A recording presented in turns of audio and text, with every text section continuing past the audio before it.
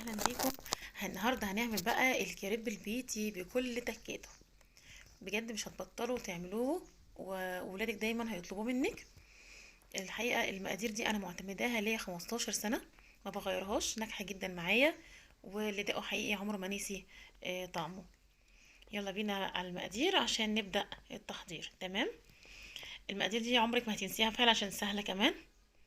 عباره عن كوبايتين من الدقيق وكوبايتين من السوائل، يعني كوبايه ميه وكوبايه لبن.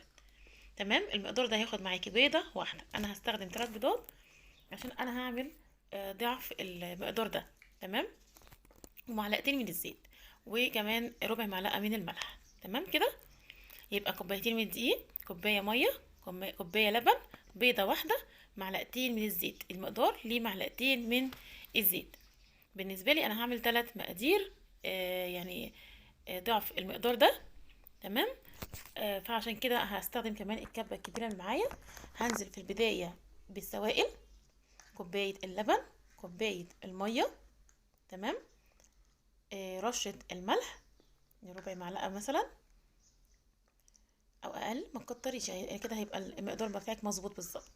تمام، وكمان هنزل بمعلقتين الزيت، معلقتين الزيت للمقدار الواحد. فانت لو هتعملي المقدار اضعاف فانت هتضاعفي الزيت. بالنسبه للبيض بس اللي مش هضاعف، المقدار ليه بيضه واحده. تمام، المقدار ليه بيضه واحده، يعني هتعملي مقدارين، هتعملي بيضتين، هتعملي 3 مقادير، هتعملي 3 بيضات. تمام، فانا عملت 3 مقادير فضفت 3 بيضات.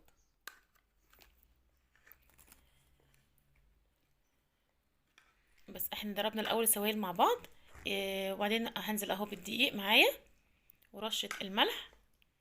تمام، وهضربهم تاني في الكبه بتاعتي. انتي اضربيهم في الخلاط عادي ان شاء الله، حتى تضربيهم بالويسك عادي، بالمضرب اليدوي ده عادي. بس اهم حاجه تمرريه على مصفى عشان ميبقاش فيه اي تكتلات. تمام، كله هيمشي، يبقى المهم تعرفي تقدري تعملي كريب باي طريقه، بالخلاط، بايدك، بالكبه بتاعتك، زي ما انت عايزه. تمام، انا همررها لها بس كده. المقدار بتاعي خلص، همرره زي ما اتفقنا على مصفى، وبعدين هنحطه على جنب كده، نغطيه بالستريتش ونركنه دلوقتي على جنب لحد ما تحضري الحشوات بتاعتك. والافضل كمان انك تحضري الحشوات قبل ما تعملي الكريب وتشتغلي في الكريب على طول. يعني هو مفيش 5 دقايق بالظبط وخلاص. بص تلاقي فيه فقاقيع كده من فوق كده، بتقولك انا جاهز، الكريب بيقولك انا جاهز. تمام، بس هنشتغله على طول. بس ايه، دلوقتي نحضر مع بعض الحشوة اللي هي العصاج اللحمة. اللي عايز يعرف انا بعصج اللحمه بتاعتي ازاي كلنا عارفينها، بس برضو في ناس ما تعرفهاش، الناس المبتدئين، فاحنا بنتكلم الناس المبتدئين. تمام، انا بحط 4 بصلات كبار في الكبه، بضربهم تقطيع مش فرم، يعني ما اخليش البصل ينزل ميه.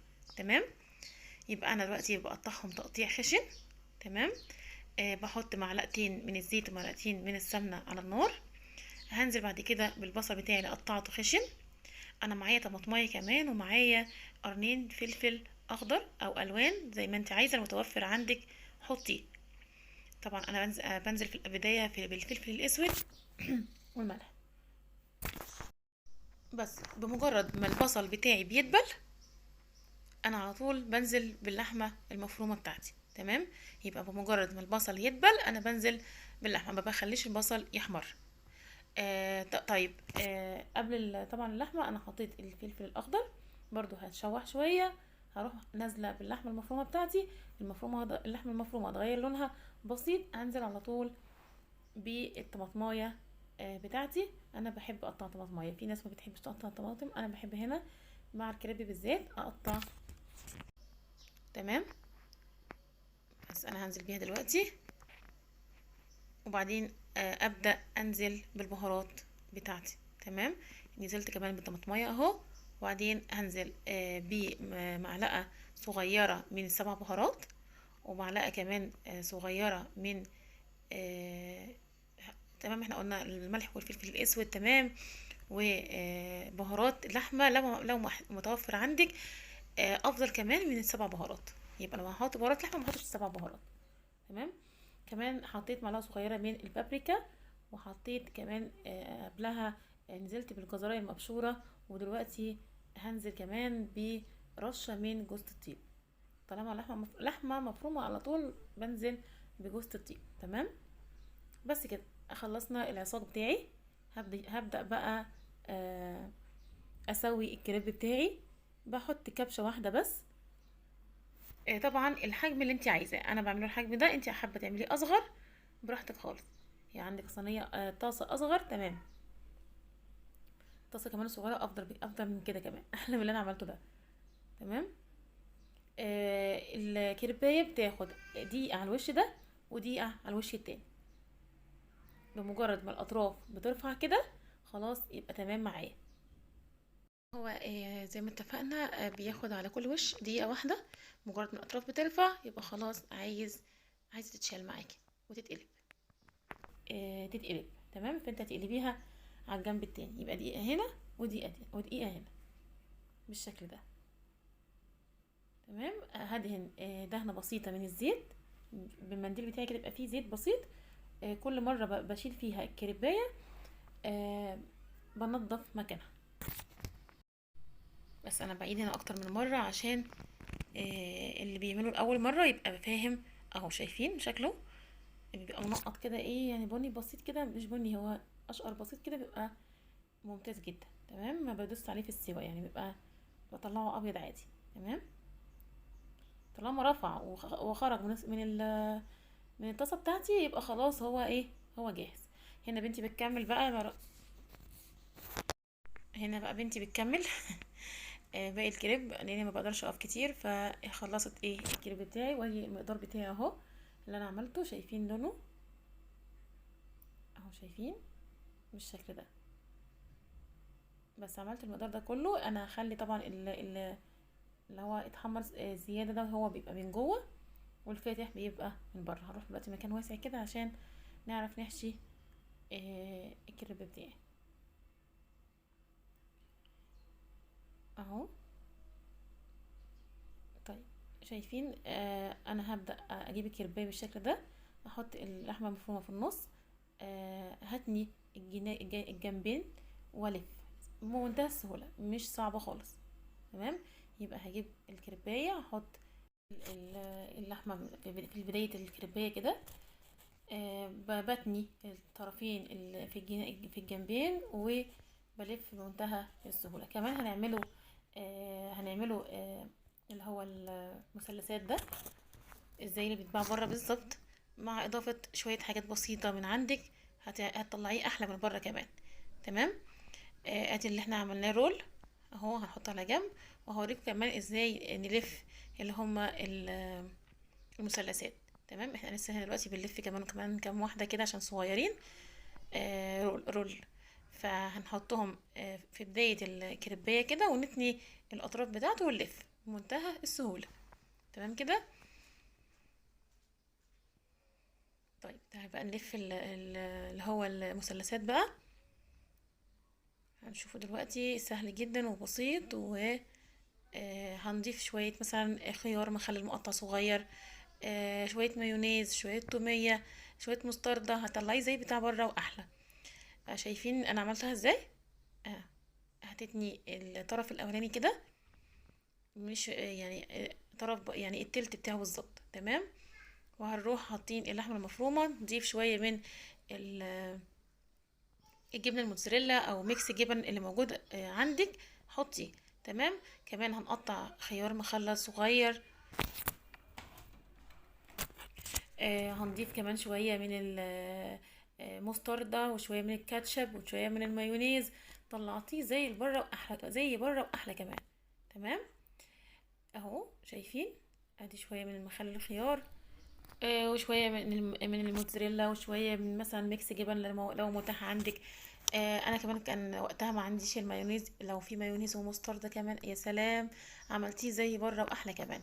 ومع كمان الشاورما الفراخ بيبقى اجمل واجمل واجمل. انا عن نفسي بحب شاورما الفراخ. تمام. بحط الموتزاريلا. تمام. وهروح لفاها مثلث بالشكل ده، الطرف الاول على الطرف التاني. تمام. عملت اهو المثلثات معايا. بنشد الطرف الاولاني على الطرف التاني، وخلاص على كده عملنا المثلثات بتاعتنا بمنتهى السهوله. تمام.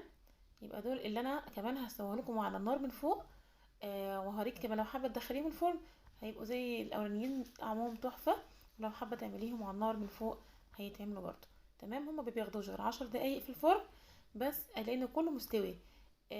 10 دقايق بس الجبنه تسيح من فوق، وكمان لو فوق وتحت كمان اجمل. تمام. هنا بقى انا بعمل الصلصه اللي انا بضيفها على الكريب من فوق. تمام. عباره عن فصين من الثوم ومعلقتين من الصلصه، واحط عليهم نص كوبايه من الميه، ملح وفلفل اسود وربع معلقه من السكر بس عشان نعادل الحموضه اللي موجوده في الصلصه. ادي الصلصه اللي هنعملها وهنحطها من فوق بس كده.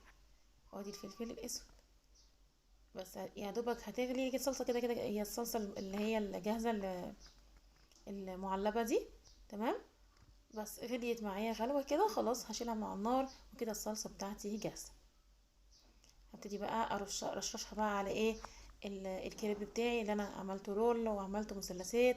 تمام. من فوق بالشكل ده، بس اللي هو هيتعمل على النار او على البوتاجاز من فوق ده اللي مش هيحط عليه الصلصه. تمام. ده عشان هيخش الفرن.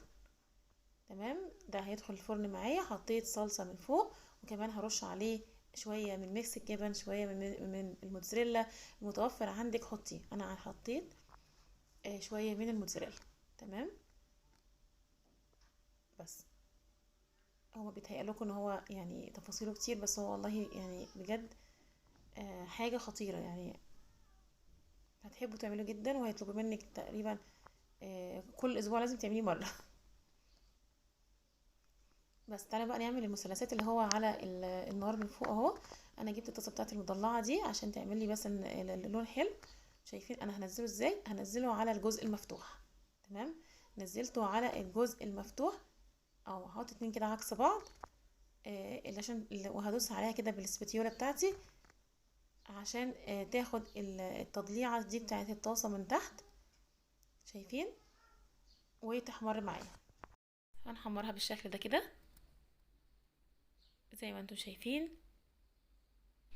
بس على اللي ياخد لون من الطرف ده والطرف التاني بس.